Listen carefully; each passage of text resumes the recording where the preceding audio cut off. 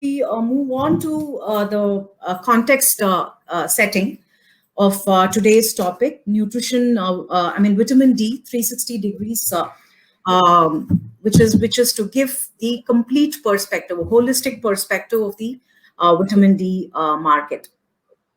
We all know that vitamin D deficiency and insufficiency is a global health issue, and despite, I would say, a lot of medical advances, we've never been able to curtail the growth or the mounting evidence that vitamin D deficiency has become an epidemic today. Vitamin D, we all know scientifically that it regulates more than 200 genes and consequently is involved in many functions.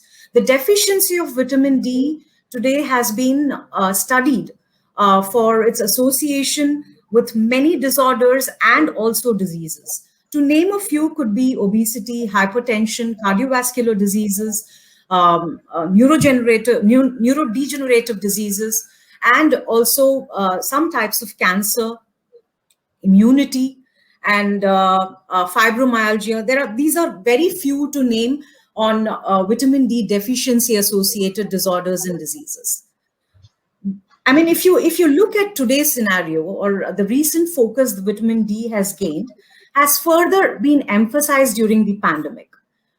The research and the scientific community stays divided on its opinion on the impact of vitamin D deficiency on the the impact of vitamin D supplementation in the treatment of COVID, its deficiency in as a risk factor in COVID.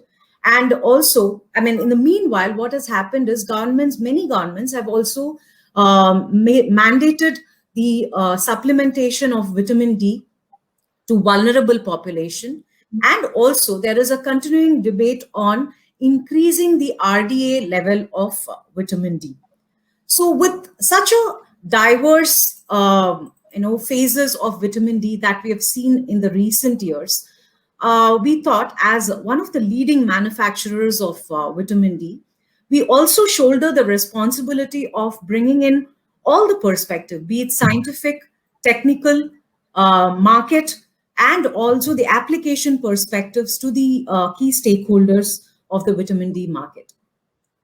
With that perspective, we have designed this webinar on 4 broad topics, which is to start with the vitamin D deficiency, moving on to vitamin D post-COVID era, and then talking about vitamin D Indian market, and finally, the role of the cofactors or the synergistic nutrients with vitamin D. So to start with, on the vitamin D deficiency levels, we know that the vitamin D deficiency affects or insufficiency affects more than 1 billion people globally. Closer home, 8 to 9 out of 10 Indians suffer from deficiency or insufficiency. Dr. Seema Puri, my first question would be to you, because with your experience in the vitamin D space, do you see a pattern which could be, called as the main causative factors for vitamin D deficiency? Would you be able to comment on that?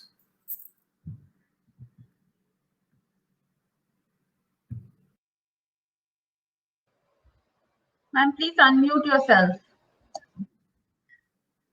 Yeah, thank you, Sangeeta. That's a very valid question, because researchers are now coming up and studies are showing large prevalence of vitamin D deficiency, especially the subclinical type, and in all population age groups. So whether it's children or adults or executives or the rich or the poor, across socioeconomic status, and therefore it sets us to wonder, why is this so? And our studies have shown that, we've been studying the prevalence of vitamin D in various groups. Our research group has been working on it since the early 2000s. And large, like you said, above 80%. And interestingly, I'll give you an example. Like, we did work on schoolgirls. And what we found was that the lower socioeconomic girls had a better vitamin D status as compared to the upper socioeconomic girls. Maybe the lifestyles of the affluent are more homebound. They are more into computer games, indoor games, pressures of tuition, security issues about parents not letting them go out and play, and even commuting to school and back. And schools are today in an air-conditioned environment, so the exposure to sunlight is not there, and that's a major issue. That is the primary cause, because there are very few foods, natural foods, which are rich in vitamin D in the Indian dietary, and therefore the main vitamin D was coming from the sunlight. And we also found, important factors like the uniform. So the body surface area covered. So when the uniform changed, say from skirt to salwar kameez, in the 6th standard or so, there was a marked increase in the prevalence of vitamin D deficiency. The use of sunscreen, a lot of these sunscreen lotions, the fairness creams, they also have sunscreen. That also influenced vitamin D deficiency. The fact that today we are living in a very polluted environment, so the ultraviolet rays are really not touching our skin, are not coming into contact. The dark complexion, we have, that's another thing where there's less vitamin D formed. And we correspondingly did a study where we took, girls who are indulging in sports. So not professional sports, but even college or school going girls who were playing sports for 2 or 3 hours in the morning. We found they had a better vitamin D status. So they had exposure to sunlight, physical activity. Now, exposure to sunlight also has to be 11 to 3. Most schools have assembly at 8 o'clock, when there is no exposure to sunlight. So there was an initiative to shift the assembly to noon, and at 12, so that at least children, if they're standing out for 15-20 minutes, they have some exposure to sunlight. And then, of course, with increasing obesity levels, we find that when there's more body fat, the levels of vitamin D drop. So that may be another contributory factor, because we are seeing increasing incidence of obesity in our country. So these are some of the points, and of course, diet is of course lacking. And now there has been a movement to fortify foods with vitamin D, and that's a welcome movement. Milk is being fortified.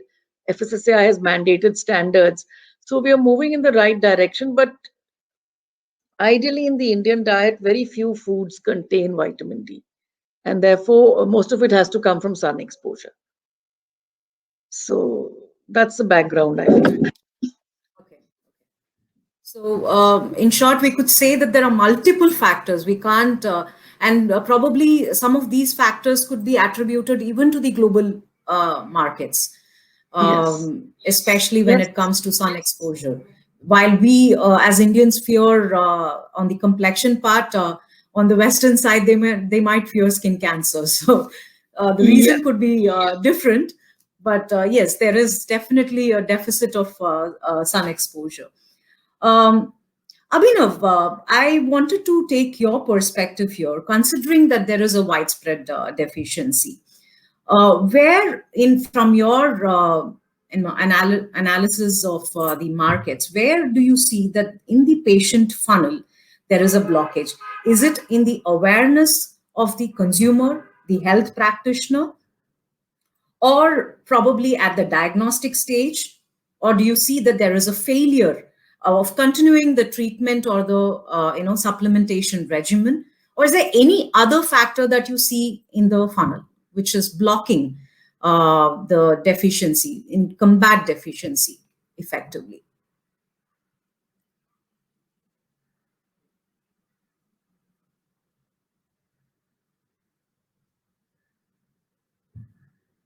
Abhinav, are you there?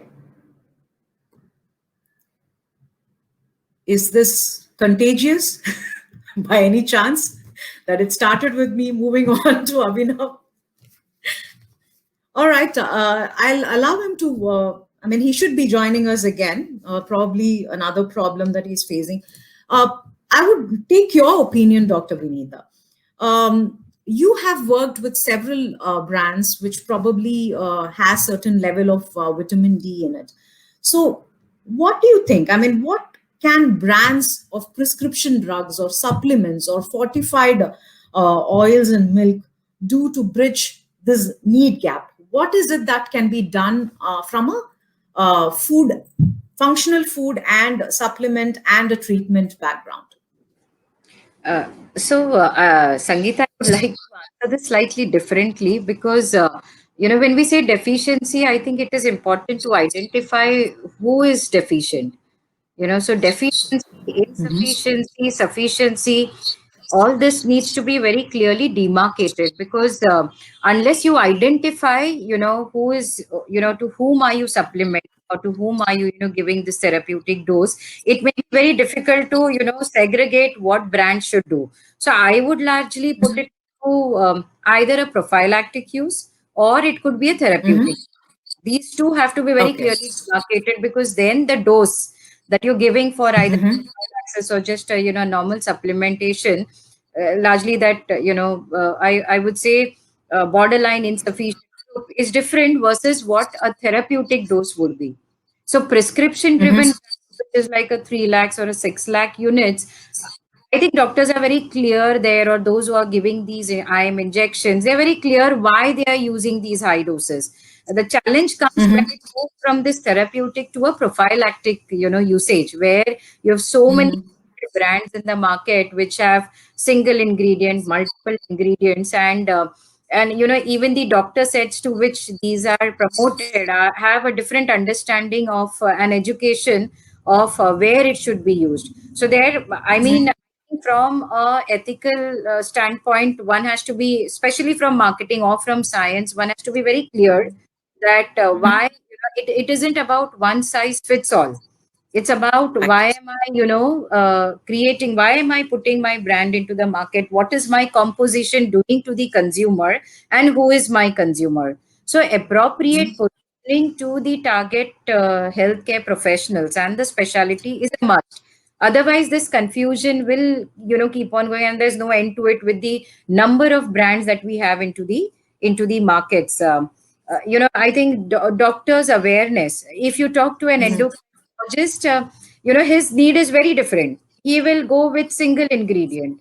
He may not want it 3, 4 combinations. But when you talk to a general practitioner, his feedback would be very different. Education amongst doctors by companies, as well as education amongst consumers who already read a lot and come back, and ask you many. That's going to be very core in terms Okay. of what should be done. And the last, as I said, one size fits all. I think this needs to be addressed because marketeers have to be very, very clear why are they selling and what they're selling and for whom they're selling. As far as Okay. address, the issue. So I think there's a whole 360-degree required at every angle, even from, products, offerings, whom you're offering education in consumers, doctors, as well as, the ethical marketing practice need to be done, especially with these digital platforms that are coming, and easy access to consumers. I think that's my take on this. All right, all right. I'll come back to you, Dr. Vinita. I mean, probably I think Nazneen would be able to, given this perspective, which probably I actually posed this question to Abhinav, but I think you would also be able to give your perspective since you're dealing with patients and also doctors very closely in your everyday practice.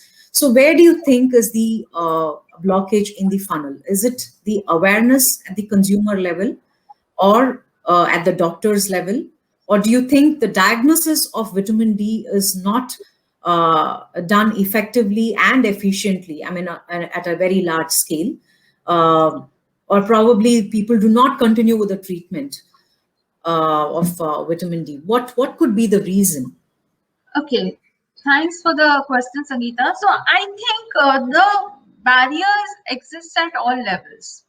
Okay, one Okay. that there is definitely, you know, for the more literate population, they have read about vitamin D, like Dr. Vidita was just saying. But there is a whole lot of population out there who does not know. So people have the symptoms, they live with it. So there are a whole lot of challenges, right from young women with acne and PCOS to working executives to young sports people to senior citizens, pregnant women, and menopausal women. So all of them, if you look at it, they are at risk. But often, you can pinpoint that okay, they have a bone problem or they have a PCOS problem, but very rarely does one actually in minds of consumers related to a vitamin D deficiency. So I think Okay. consumer awareness, building up that awareness is very, very important. Okay, so Okay. that is multi-fold, where you need the government and you need, like you've started the fortification program to understand that okay, we need it. So that is one point. Second is also that the tests are expensive. So whilst it is not like the most easiest thing like a CBC which costs $100 that I go and I test myself often. So the cost of the test also becomes a deterrent for somebody to go and logically kind of go and get themselves tested. So these are some of the barriers which exist in common people. Unless and until a patient is being prescribed by a dietitian or a doctor to go and do the vitamin D levels, one does not do it. There are some executive health checkups which do the vitamin D, and those are great because you don't have to be in a completely deficiency scenario. Even if you pick it up at an insufficiency scene, you can correct that much faster. So those kind of executive health checkups have really helped for people to understand, and that's where the awareness building comes in. Okay. Dr. Vinita, coming back to you. So it's kind of clear that there are certain primary factors which mainly at the consumer awareness level when it comes to vitamin D deficiency, followed by the diagnostics being not so accessible to the larger population. But you were also saying that the prophylactic and the treatment dose is very different, and that's the main way that you look at the market. But don't you see that? I mean, don't you think that there is already a very clear demarcation there? There is a 60,000 IU when we see 2,000 IUs or 800 IUs. Those kind of formulations already there in the market. So where is it that these kind of categories or these kind of formulation differences is not able to reach the consumer or able to target the actual solution that is needed from these formats? I think so. If you look at the plethora of options available, Sangeeta, they're there. You have a 200 to a 400 to a 1,000, 2,000, 5,000, 60,000, 3,6. Everything is there. I think Yeah. that it is about the confusing messages that are being given by the people who are selling. So what happens is today also Okay. most of the information is passed by the industry to the doctor or to the consumer. If you look at self-reading, I think it will be less than 1% population who will update themselves on the latest scientific needs or what's happening into science, and hence the one this we had done very typical survey, and this is not just about today, like in every when you're on this side of the industry, you find what is happening, and very clearly this has come out that one of the key information and knowledge transfer is happening through the person who meets the doctors or etc. So it's basically the industry who's passing on the information, and if that information is not consistent across different industries, Mhm. it's obviously going to confuse people. So I feel it's more about Okay. options are there, but it's about the right knowledge transfer that needs to happen. All right. Okay. Um, we will take a short poll here. We would like to take the audience view on this poll.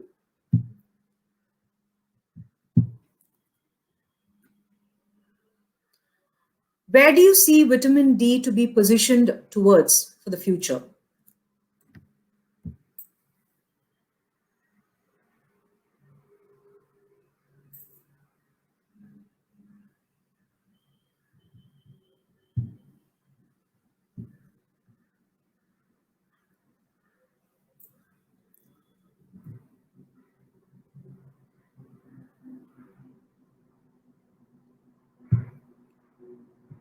All right. Moving on. Now we get into the market perspective, more from the business angle. With a population of our size, there is definitely a huge potential demand for vitamin D. There are more and more products flooding the market, from new drugs to fortified oils and milk. What would be the best approach to cater to this demand in terms of delivery formats and approaches? So, Dr. Vinita, I would like to know your view here. Like, what formulations are coming up in the newer technologies, such as nanoparticles and microencapsulation, that allow lower dosages to deliver greater bioavailability? Do you see that happening? So basically, I think at least for certain companies, there has been a clear demarcation of where a particular vitamin D should be used, and it's that demarcation is very clearly in this whole cycle of product development to the marketing message to how you sell. If this is very clear, which generally, at least in where we have been, that's very clear. I feel very clearly that there is an ask for newer technology requirements, especially vitamin D in nano emulsions or nanotechnologies. That's getting adopted very fast.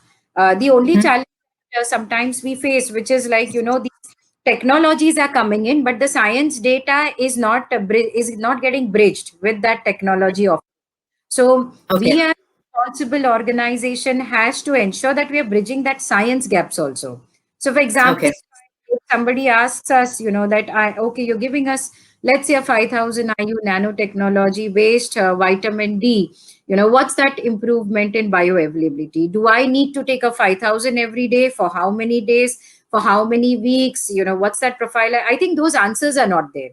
So Okay. apart, technology is coming in, there is adoption with newer formats, like let's say, for example, even gummies for that matter, easy, yeah, from a consumer perspective, accepted both at a pediatric or an adult level, or even for that matter liquid but into a nano formats. I think the bridging of science is still there. So we have to be very careful when we go and start selling that. We have to have answers to those. Okay.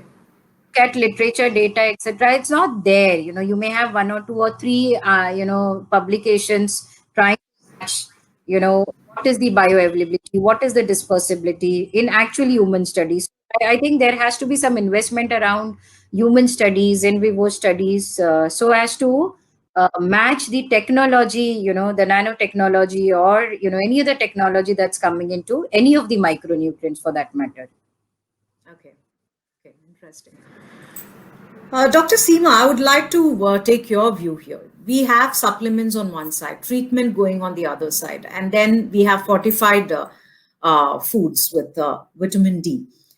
So, what do you see as an underlying challenge for having a wide scale program that delivers a fortified staple food despite so much of supplementation and treatment going on?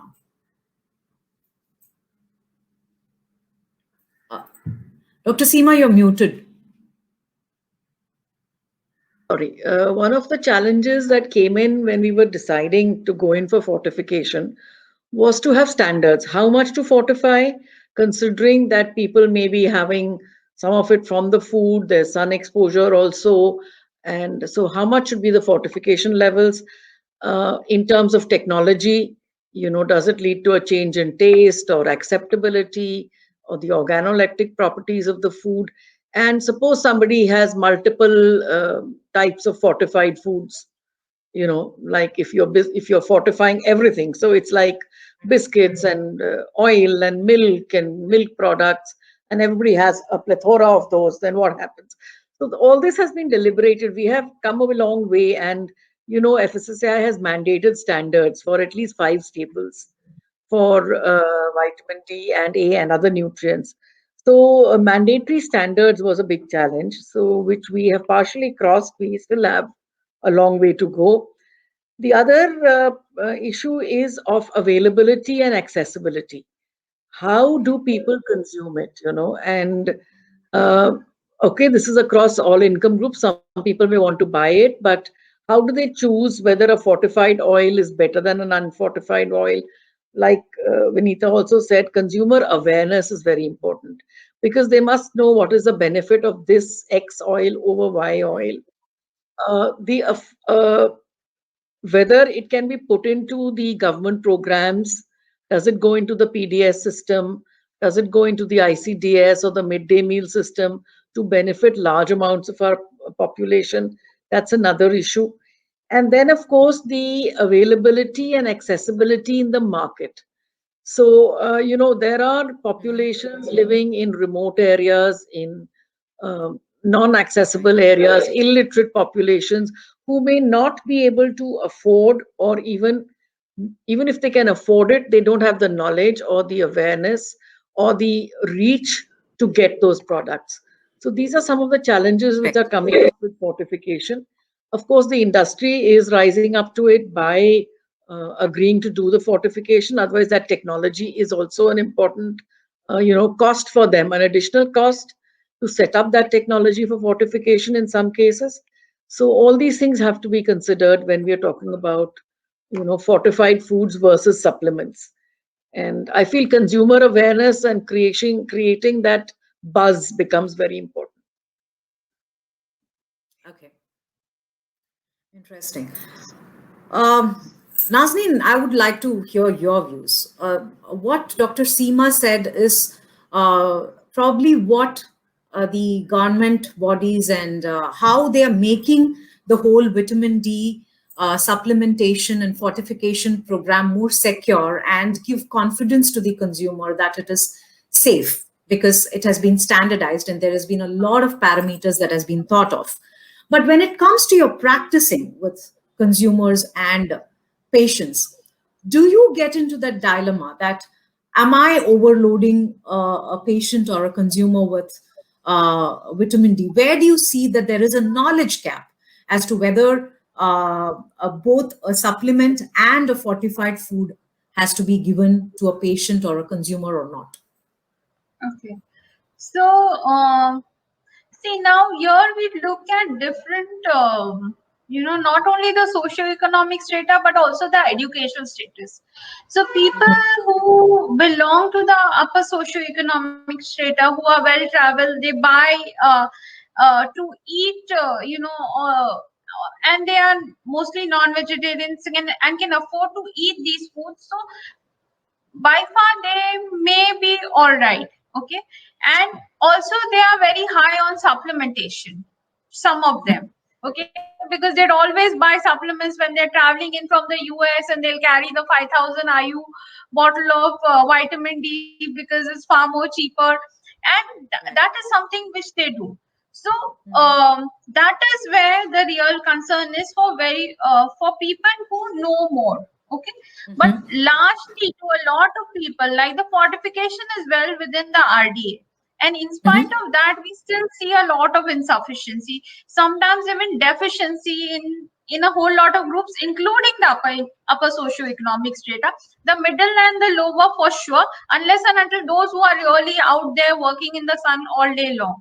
So I think the challenge is not so much that one would actually cross, except for a small bit of population which would be around 20% who are sufficient, who are doing well, who've taken supplements, who are very well read, they incorporate it in the diet, they are physically active, and but besides that, largely around 80% of the population is still out there struggling.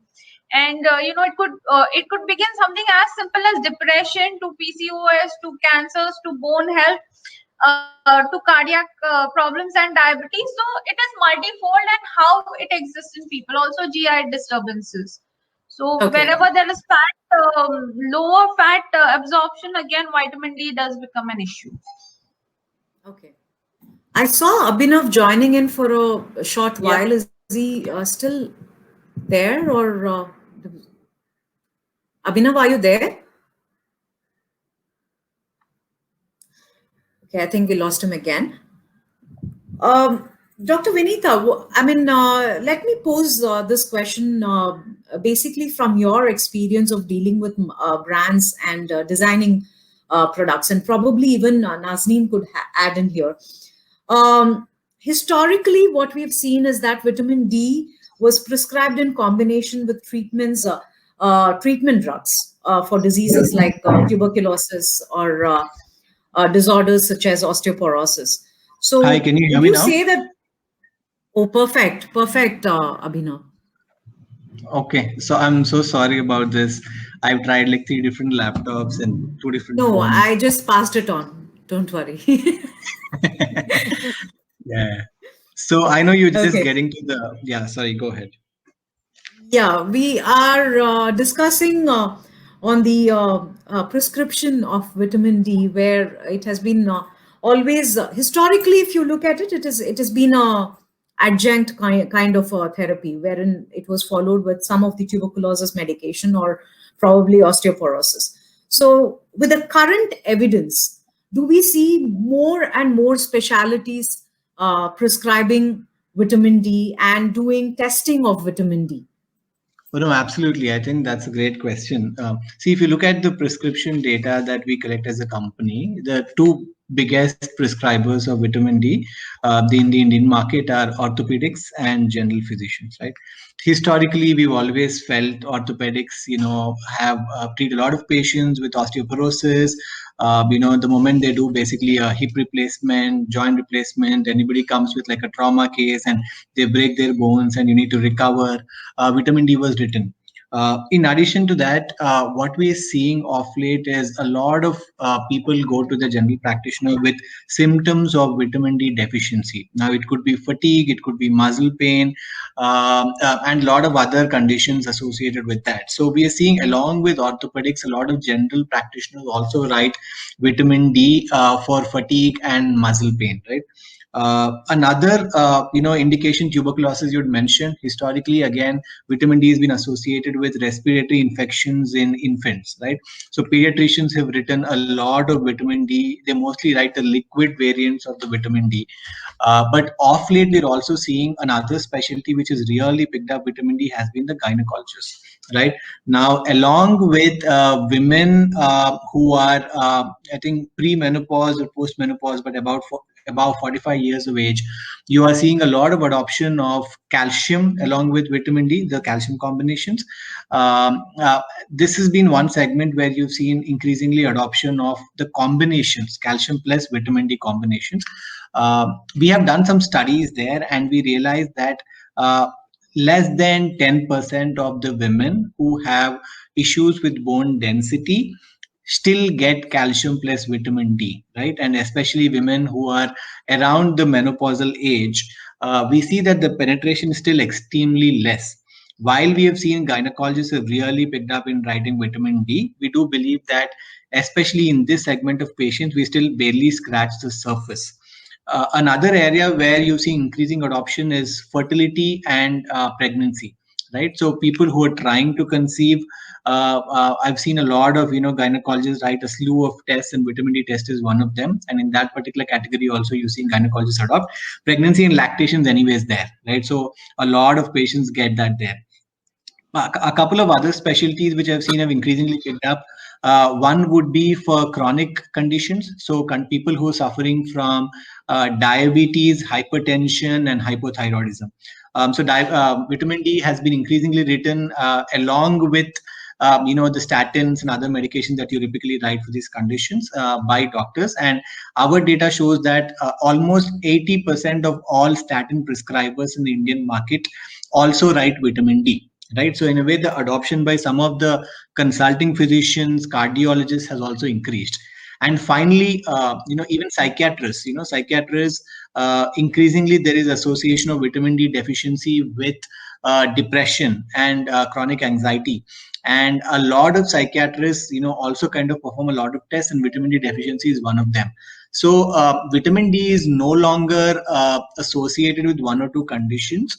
I think it's kind of become more broad based. And I probably missed the whole question around corona and how has the impact kind of been. And No, I've I not think gone to that. Okay. So, but broadly, we do believe that it's almost every specialty which is starting to take vitamin D seriously, and it's no longer. I think if you ask me, it's not just the sunshine vitamin; it is the general wellness vitamin nowadays. Okay. Abhinav, just an add-on here. When you're saying that it's now being taken by most of the specialities, uh, from what we discussed a few minutes back with Vinita, Seema, and Nazneen, there seems to be a lack of awareness both from a doctor's, consumers' angle when it comes to understanding the dosages and between the prophylactic and the treatment. So when you're looking at these specialties, would you also be able to highlight what kind of dosages are typically prescribed by certain specialties as against, or is it purely based on the vitamin D testing? That after the diagnostics, based on that, do they prescribe, or there is a pattern with the specialities? There is definitely a pattern in terms of the kind of, like say, formulations that are kind of written. So, for example, orthopedics tend to generally prefer parenteral, as in injection formats of vitamin D, because a lot of the patients that come to them are elderly populations who have basically had some kind of an orthopedic injury or a replacement, and the GI, basically absorption orally is suboptimal for them, and injections give you immediate, both symptomatic relief and also the blood concentration of vitamin D levels go up immediately. So the recovery process starts much faster.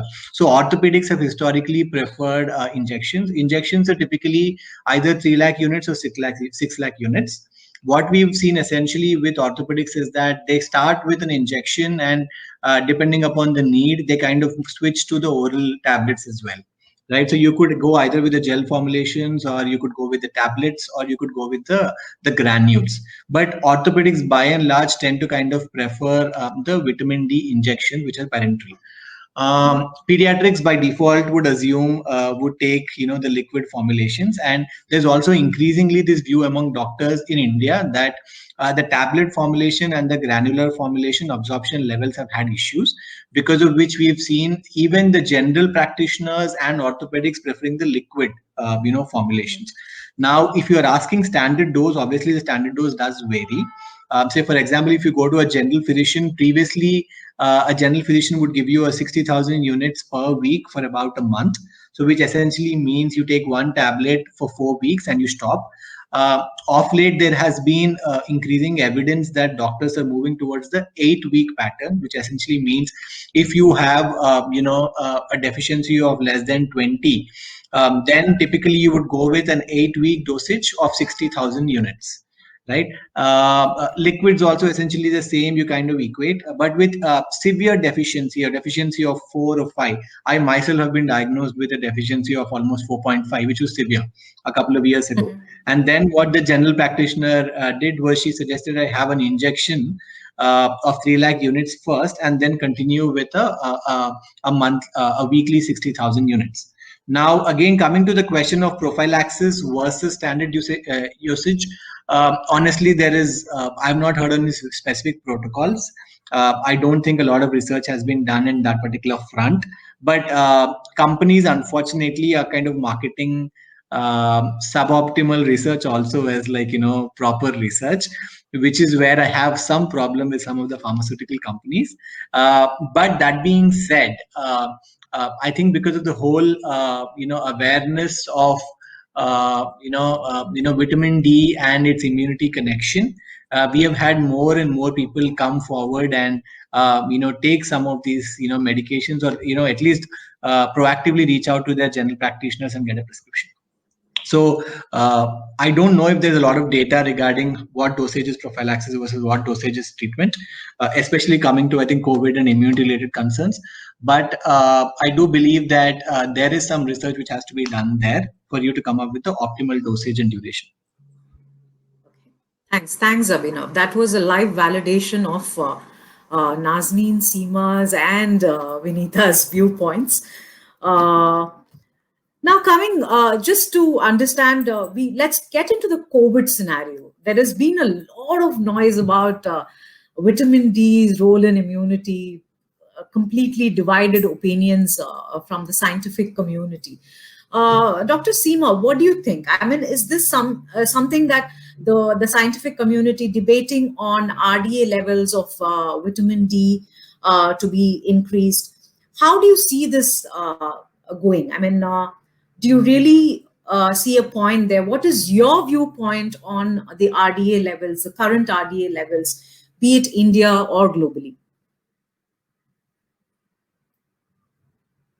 Dr. Seema, you're muted.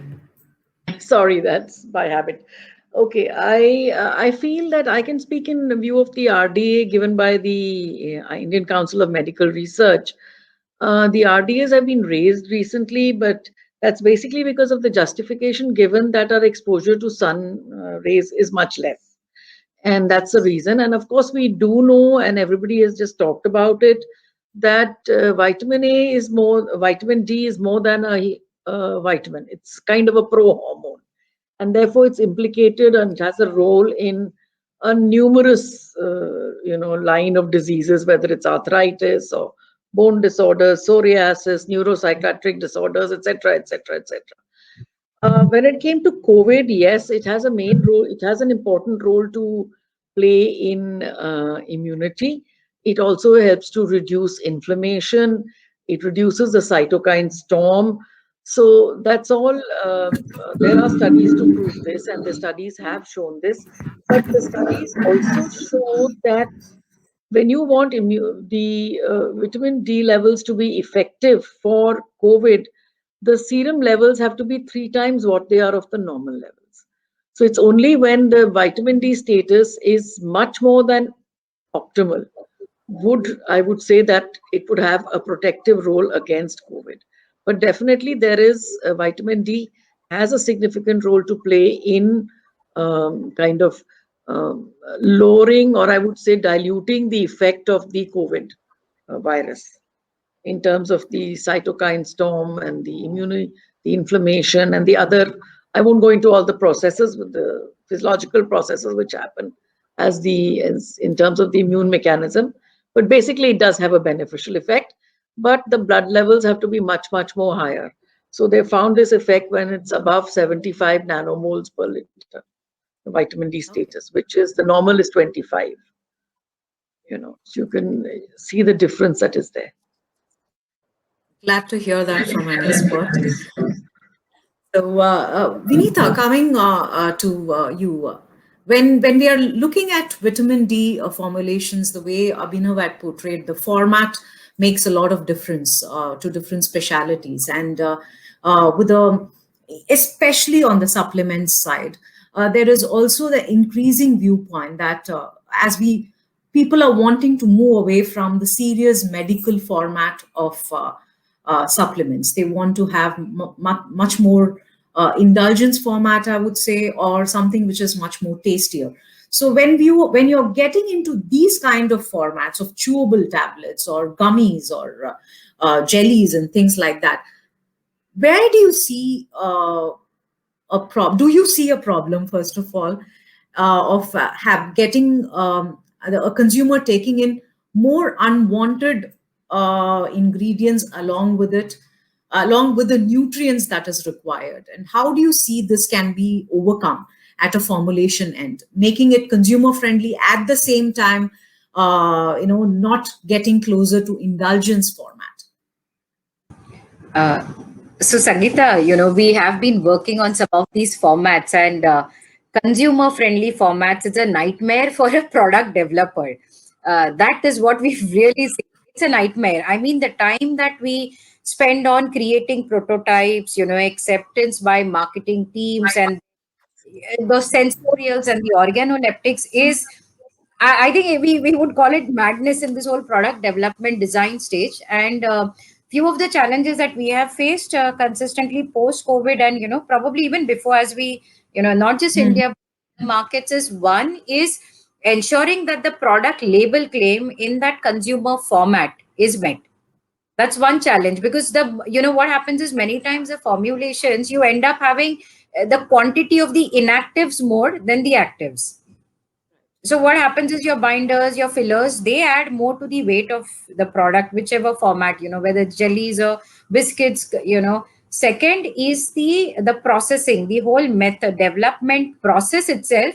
You're translating and transferring the technology to a third party manufacturer or your internal is again a problem, because you're using different manufacturing processes. And in that whole process, whether you're putting up the product to high temperatures, and that's killing and killing some of these nutrients. So that becomes the compatibility in that matrix of those nutrients is pretty challenging and for a food technologist to manage. Third is the whole organoleptic piece. More you get into consumer friendly formats and you try doing your sensorials with consumers, I mean, trying to come to that sweet spot of which is acceptable formulation to market is a slightly challenging.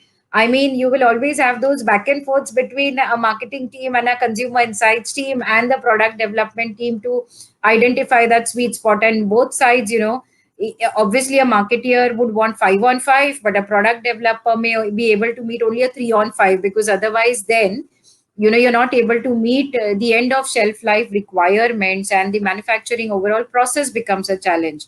So I think there is some work that needs to be done, especially not just in India, in many of the other countries, where we are able to manage these consumer friendly formats with the right label claims and the over edges label claims, manufacturing process, or as well as I think the expertise in some of these consumer friendly formats, all has to be done together, and there is some work to be done definitely there.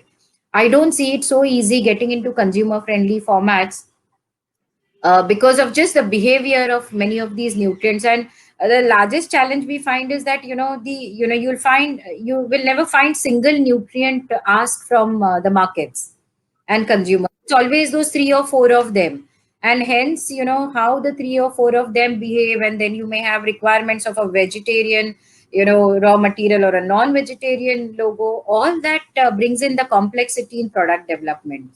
So I feel that at least I could say about ourselves, when we are doing, we put a lot of time into the early product design stage to ensure that there are prototypes that are made to ensure that somewhere we hit that sweet spot of getting all right. Though I wouldn't say that it's never 5 on 5s. Somewhere or the other we accept 3 on 5 or a 5 on 5. We have to take those judgmental calls and move forward. So I would say it's not so easy, it's challenging. And your back end integration, especially trying to give us raw materials which could gel well with that format, that is also not there. So it's not just about product development and all these whole issues. Your back end integration also is not happening well. So your suppliers have to support you, your sensorials and your flavor houses have to support you. So there's so much work, not just by the product development teams, but by the sensorial, the flavor houses, and then your raw material supplier teams. They have to create specific variants, to match those, the requirements from a consumer side of it, which is like whether it's format or whether it's the actual dosage forms. But largely, I would say consumer friendly format. So some way to go there, Sangeeta. I think it's not going to be so easy, but the industry is moving, and I think industry, I'm saying everybody, this whole stakeholder in this whole supply chain, raw material, the whole cycle is improving, of vendors to product developers to third party manufacturing. Everybody is upgrading their skill sets and their facilities to make it happen. The shift is happening for sure, but not so easy. Right. Taking So us it is time. like telling. So it's like telling I continue to do my mistake. I always do my mistake and then tell my mom, "Do pamper me, don't shout at me." Consumer friendly Yeah. formats are that. Yes, absolutely. Absolutely. All right. Abhinav, coming to you, just to understand this COVID scenario, the way the vitamin D market has kind of the demand has increased quite steeply, I would say. Do you see this as a very short-term trend, or this is likely to sustain over a period of time? Yeah, actually, it's a very interesting question, and the reason I'm saying that's interesting, Sangeeta, is because globally, if you look at most of the Western markets, like in like Europe, Western Europe, and US, and some of the advanced economies of Southeast Asia as well, vitamin D market is predominantly OTC. When I say OTC, not only is a lot of their food fortified, be it cereals or milk and some other products. The general consumption of prescription vitamin D products is very less there. By default, the general awareness also is high, and their food's fortified, and they also take a lot of these OTC vitamins and minerals, which gives them a decent number of decent concentration of vitamin D. Now, coming to India, India has almost been a prescription market. I think until like 6 to 8 months ago, almost 85 to 90% of our vitamin D sales has been in prescription market, and that also 60,000 units, 3 lakh units for the injection and so on, right? However, sometime around May, June, July of 2020, what we've seen is a significant drop in prescriptions for vitamin D and a significant uptake in the overall sales for vitamin D. Now, what exactly is happening? So that's something which was kind of perplexing for us as well. When we are looking at the prescription data that our company captures, there was a drop in prescriptions, and this is a drop in prescriptions across companies, across brands. Okay, and this is not necessarily only for vitamin D, though. A lot of other acute therapies also have kind of seen a drop. That is because the hospitals were locked down, only Correct. emergency services were on. So basically, overall prescriptions have fallen.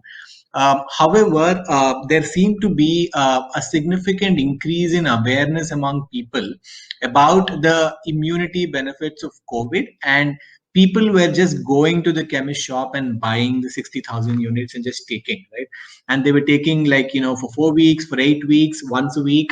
Now, I don't know if it's a healthy phenomena, right? Now, I don't even recommend that people do that, but it was happening. And as somebody who observes the market, I've seen that. And that was because a lot of information has passed on WhatsApp. People were sharing list of medications you're supposed to take, and because of that, you've seen a significant increase. In fact, so much so that some of the top brands of vitamin D were getting stock out. Like, I couldn't really find some of these medications in some of these key pharmacies.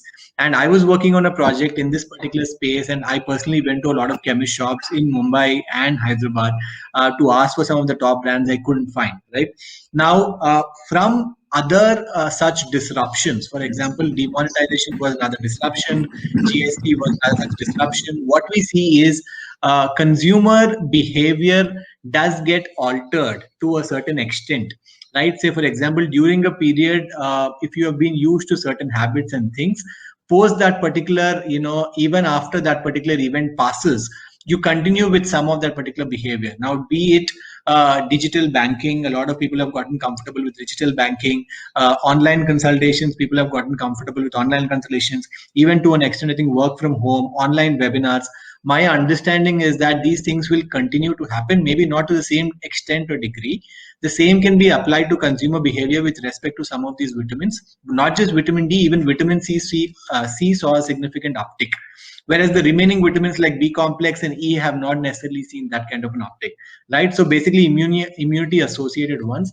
My belief is that consumers are looking for, like you had asked, consumer friendly options. Because of lack of consumer friendly options right now, they are going to the prescription versions and self medicating. And but my understanding is that if there is demand, manufacturers will make them, in spite of all the issues they might face. I am pretty enthusiastic that we will get many more 5,000 unit along with calcium, and along with like potassium, along with magnesium, along with vitamin K. You will get these combinations which are more consumer friendly, and you will see increasing adoption of that. However, cost could be one of the constraints, right? Finally, I just want to make that point, because a single injection is cheaper than, in terms of IUs, number of IUs of vitamin D that you take. A single injection is more readily absorbed. So you will need to take a single injection instead of maybe like say 4 or 5 tablets. That is cheaper than 4 or 5 tablets. Tablets are cheaper than gels, and ultimately gels are cheaper than liquid formulations.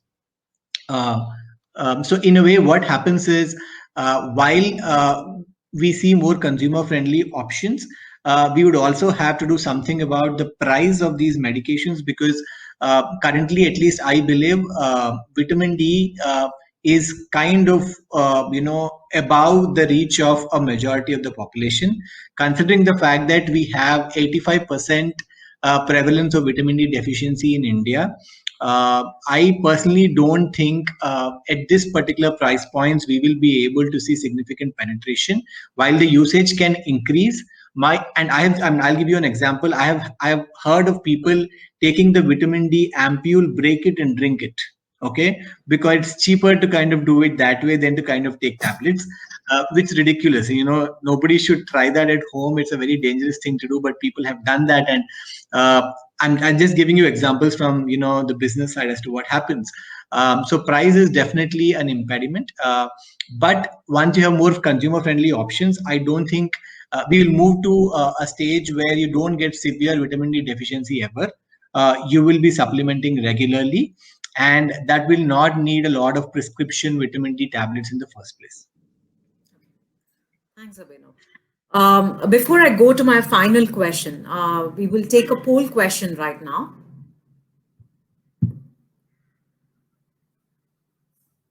Which of the below ingredients do you currently use in your vitamin D formulations? I repeat, which of the below ingredients do you currently use in combination with vitamin D in your formulation?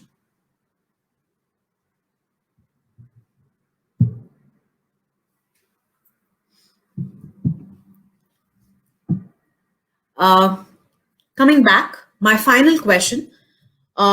This is more to do with the synergies of nutrients. When we are talking about nutrition science, Dr. Seema, I would like each and everyone's viewpoint here, because the question is the same for all. What do you see? There is magnesium, there is boron, there is a lot of study on vitamin K required for vitamin D's absorption and things like that. But we do not probably see that in practice. There are not many formulations which have the real cofactors of vitamin D. There is multiple nutrients, but not the real cofactors.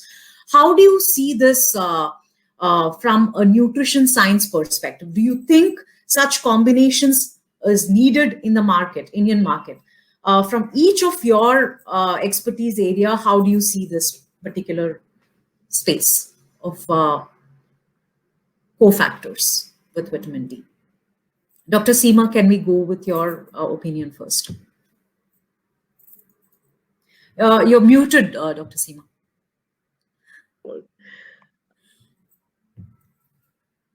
I think there should be multiple kind of variations or variants available, because it's not a one size fits all. Depending upon every individual, the needs may be different. And of course, we do know that if we are recommending adequate amounts of vitamin D, we need to have an adequate amount of calcium for the basic function of bone.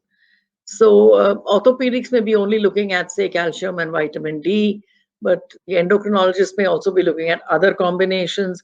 So we really need to, gynecologists may be even looking at something like, the water-soluble vitamins being there or something else. So there have to be multiple variants. We also need to be a little cautious because, even supplements of vitamin D, there's been a meta-analysis recently which showed that it tend to increase the LDL cholesterol in the blood. And of course, more trials are needed, more RCTs or randomized control trials need to be done in our country in different, I would say, in different locales or geographical areas and different situations. But this is a meta-analysis which has revealed this. So we really need to be a little cautious while treading on the variant issue. And then, of course, with the variants coming in, there will be the issue of claims. Correct. What are the claims you're going to put in, and that's a tough thing, for even us regulators to decide, and for you to justify as an industry that why do you need to put so many vitamins together, and what is the additional benefit. I'm sure those of you who are doing it know that there's a lot of evidence that you have to give for that. So, yeah, that's what I would Dr. just like to Vinita. Thank you, Dr. Seema. Dr. Vinita, what from your experience do you think that such combinations are, when compared to the international market, how do you see the Indian market scoring on combinations of critical cofactors that are needed with vitamin D? So, Sangeeta, from an international perspective, I think they're very, very clear. We can't just go and put anything into a combination, because everything goes through a regulatory dossier and the science justification. And as just Dr. Seema said, it's again, it's very difficult to justify why you're putting what you're putting into a formulation. So it's very international markets largely, and then it goes by the claims. So the process is simple: follow the science, follow the claims that are allowed, look at the regulatory categories and where you would want to put the product in, and accordingly design the product. So it becomes very simple there. And largely, we have got a lot of pushback. We never put a multi-mineral or a multivitamin formula into an international market. It's outrightly rejected. So there is, whereas in India, you have, those 20 and 30 combinations in a single tablet coming in, which is multivitamin, multi-mineral, and, hordes of. So the two scenarios are very different. India is very different, emerging markets very different. In emerging markets, there are some who would follow, Asia, the regulatory like mine, especially the South Asia piece, you can still manage, but regulated and semi-regulated markets, no, it's like, as I said, outrightly no. Second is, if you move into formulations, it's all about, the accepted science, which is bone health. And hence, an obvious combination comes in as a vitamin D and a calcium, which is accepted well. So from our principles of product design and whatever feedbacks we get from some of the markets is going by your first, and then looking at, is there an accept anything beyond, beyond just vitamin D and calcium, which is required. Second is, there's a lot of co-prescription, that happens there. So it's not just about co-prescription data that's coming in, but even doctors, are calculating the total amount that is, that the patient is exposed to or a consumer is exposed to. So there is a lot of justification that needs to be given in terms of the total quantity that the consumer or a patient is exposed to. So we get, so that's the reason why probably too many vitamins and multiminerals do not work in many of these markets. But in India, yes, there is need. That's an everyday supplement, and there's an understanding that a typical formulation with a 50%, 60% RDAs is acceptable, so that's fine. But my personal opinion is, as you move into functional category and you look into specific, therapy segments, let's say, for example, if it's a depression or for that bone health and orthopedics, very, very clear. But as you get into segments, and if a company really wants to get into a particular segment, I wouldn't mix too many. It is what is needed as per the nutrition science and as per the medical science. And I will add medical science here and not just the nutrition science. So I wouldn't go with, we don't recommend too many mixtures up there, but rather we would go one level higher up in a higher technology, into for a particular space, rather than mixing too many things into and creating a concoction. That is not what probably science would be doing. And the third part is also about, as I said earlier, generation of data.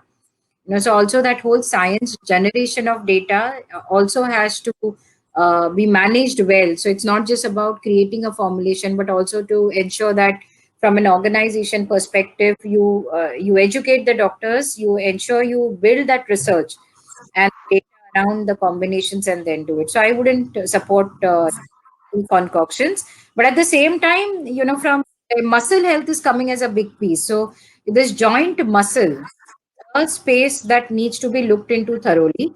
I don't think we have got there in terms of what is exactly the combination that is, because, as you saw, symptoms of vitamin D deficiency could be just a plain muscle pain, or fatigue. But correlating it to what are those cofactors or nutrients that are causing this whole piece, that I don't think science has the answer yet. We do try, we do try magnesium and we do try and see what happens. But there is a lot more to be done in that science space there. All right. Thanks a lot. I think we have really gone a little overboard on time. I'm first of all sorry to keep all the panelists on hold for a longer duration, but the discussion was really, really interesting until I saw the flag. So thanks a lot. There is a lot in terms of take-home message in today's discussion, especially validation on the science part of the vitamin D, where it stands as on today, and whether this being a short-term trend or a long-term, it is very clear that vitamin D deficiency has a long way to go, especially with more and more association to various disorders and diseases becoming more candid. And so is the so is the discussion on the formats and the formulations and the dosages that we have spoken about. There is a lot of technology play here, and the role of suppliers coming in and we working as a whole group together. And when we are looking at a consumer-friendly format, especially when we are talking about fat-soluble vitamins, let's play with precaution and let consumer safety be the utmost focus of all of us, is what probably the take-home message as of today's technology standpoint is. So thanks for this lovely discussion, for bringing in your views. Before we open the session for Q&A, there is a final poll question that is coming in, which is, which of the below ingredients do you plan to use in your upcoming vitamin D products?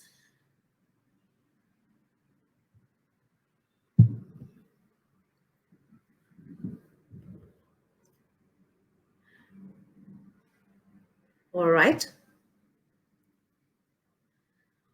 Okay, now moving on. There are several questions that has come in. So let me get to each of this.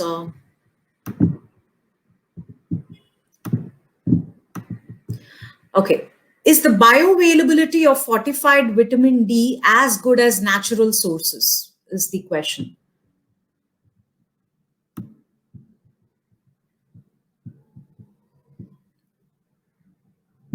Dr. Vinita, would it be appropriate for you to take that question? I will pass on fortified to Dr. Seema. As far as the bioavailability of normal natural, and here I am assuming we are checking on a normal D2 or a D3, largely it is about, except unless you have 50 to 60 or 50 to 70 what's reported based on, the whole absorption pattern, because bioavailability is correlated to everything, your absorption, metabolism, largely these two.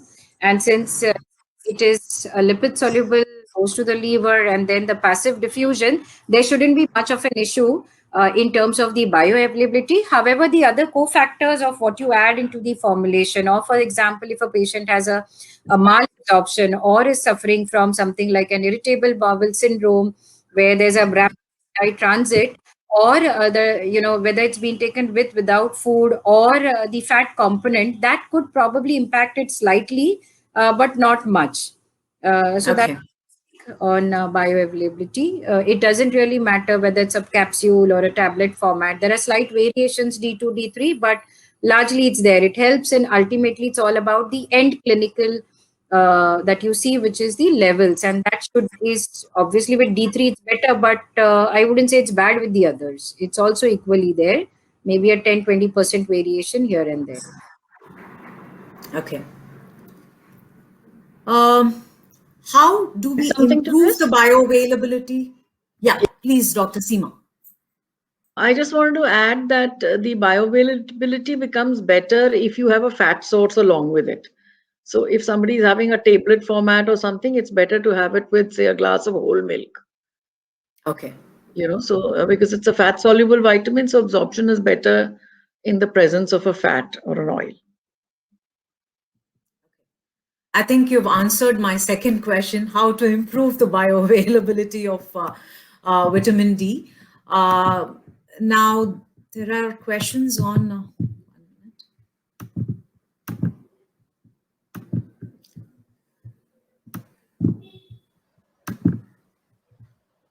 There's also some interesting research actually, Sangeeta, on the time on one can take the vitamin D. And it Okay. said that to have it in the morning hours, that may be much better. Early morning, preferably with a meal, is nicer. Probably it may be contraindicated in the night because somewhere it interferes with the melatonin levels.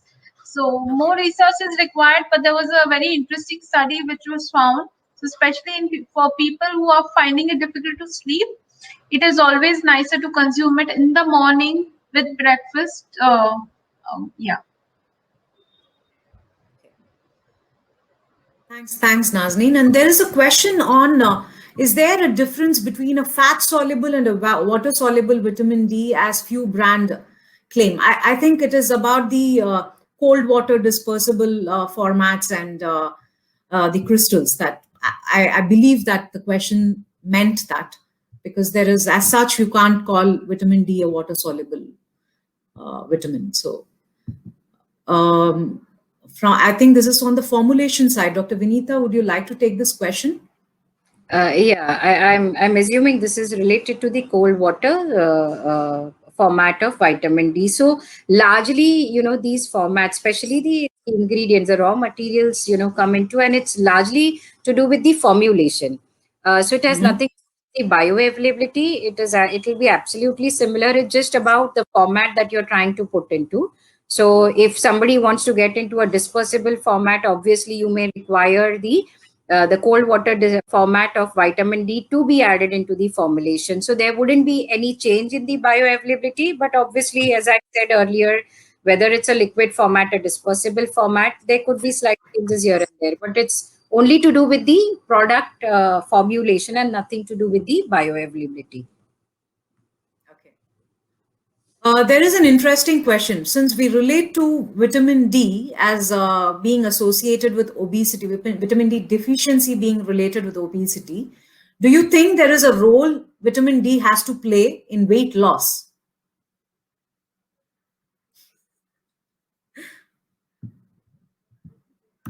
There is an interesting claim cooking up.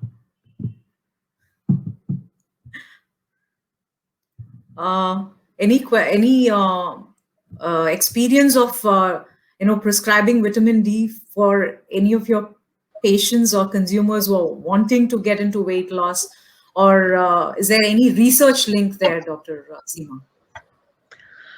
Well, that's an interesting question. I haven't come across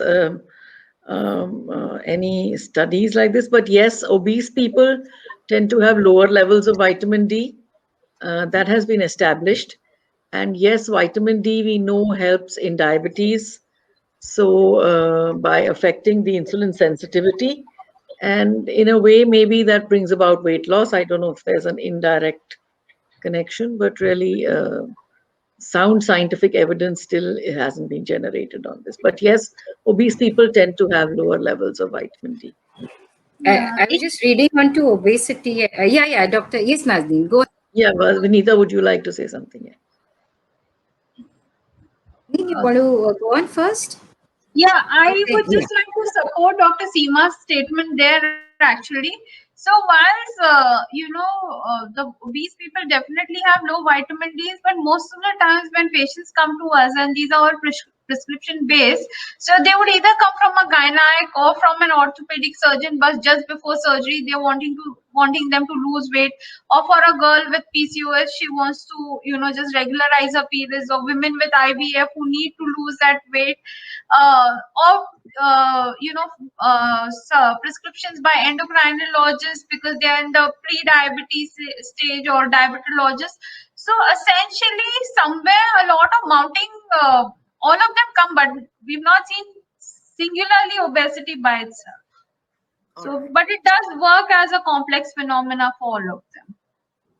Yeah, quite logical that way. Yes. Yeah. Dr. I was Vinita. actually looking at one of the studies, which actually was the other way around, that by weight loss, by losing weight, you are indirectly increasing the levels of vitamin D into the levels have got increased. So more than whether vitamin D helps in losing weight, it was the other way around, that patients who lost weight, there was an increase into the levels. The correlation, as Dr. Okay. said, could be because of the levels in there has been data which shows that vitamin D levels are lower in obese people. Probably there is some correlation there with the vitamin D sitting out into the fat soluble layers out there. So by Right. automatically you release the vitamin D and it increases. Probably that could have been happening. But there was one paper which I was just going through and I just thought I would share. Okay.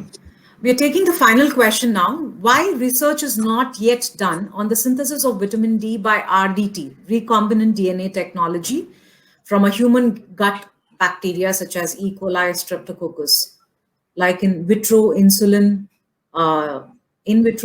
synthesis in prokaryotic cells such as E. coli. So I think that's a question probably Seema or Dr. Vinita could answer.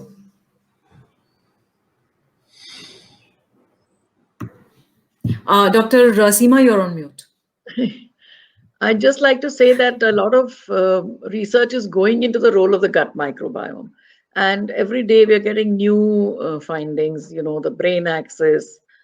This may be at the future. I'm not aware of this, but maybe Dr. Vinita can throw some light on this.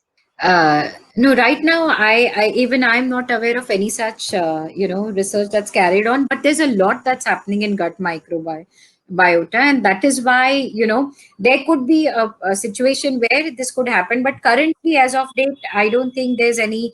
There could be some smaller innovation centers working onto it, but there's a lot that's happening there in that field.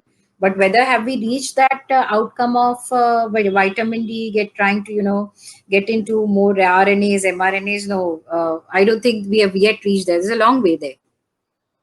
All right. I guess we have come to the end of this webinar, and thanks a lot for all the panelists for your time, for your extended time as well. I'm sure it's going to be a busy evening for you. This is just not one webinar, commitment for you today.